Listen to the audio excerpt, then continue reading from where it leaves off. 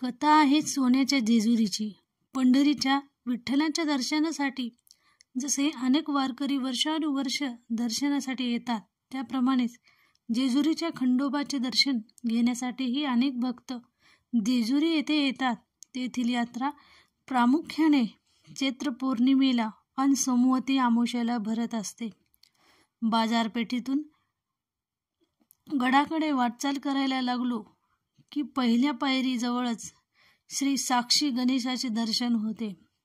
त्याच्या थोड्या वरच्या बाजूला भैरवाचे दर्शन झाले की मग गड चढायचा प्रारंभ होतो. गडाच्या पायऱ्या चढायला लागले की लगेच भाविक मन गाऊ लागते. देवा तुझी सोन्याची जेजुरी, नांदतो नांदतो मल्हारी, किंवा नव लाखाची पायरी, चढता भेटले मल्हारी. या मल्हारीच्या भेटीची अर्थ आस मनाला लागली की पाय कधी झपाझप पडू लागतात आणि नागमोडी वाटेने दीपमाळाच्या साक्षीने आपण कधी गडावर येतो ते कळतच नाही. देह थकला तरी देव भेटीच्या ओढीनं मन मात्र आनंदानं नाचून उठतं.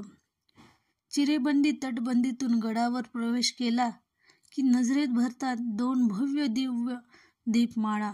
मग समोर दिसतो भंडारा, खोबरं उधळण करण्याचा चोख. देवाला हळद प्रिय का, याची गोष्ट तर आपल्याला माहीतच आहे.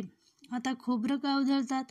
पूर्वी जेव्हा मार्तंड भैरवानी ह्या डोंगरावरचा दैत्यबंधू मणिमल्ल ह्याचा वध केला, त्यावेळी देवदेवता ऋषीमुनी यांनी मल्हारीच्या नावाचा जय जयकार करीत सोनं नाणं पैसे फुले भंडारा याची उधळण केली. त्याच गोष्टीची आठवण म्हणून हा प्रकार रूढ आहे. नारळाला आपण कल्पवृक्ष किंवा धन दौलत देणारा मानतो.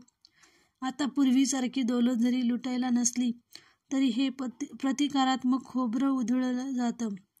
भंडारा उधळला की सारा परिसर कसा सुवर्णमय होऊन जातो. हेच त्या सोन्याच्या जेजुरीचे रहस्य आहे. मूळ गाभाऱ्यात मल्हारी पंचायतनाचे दर्शन होते. घोड्यावर स्वार असलेला खंडोबा सोबत म्हाळसा, बाणाई, गणेश, नंदी इत्यादी देवतांचेही दर्शन होते.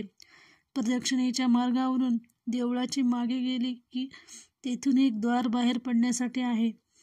श्री खंडोबाच्या मूळ कठे पठारी स्थानाकडे जाणारा हा दरवाजा आहे.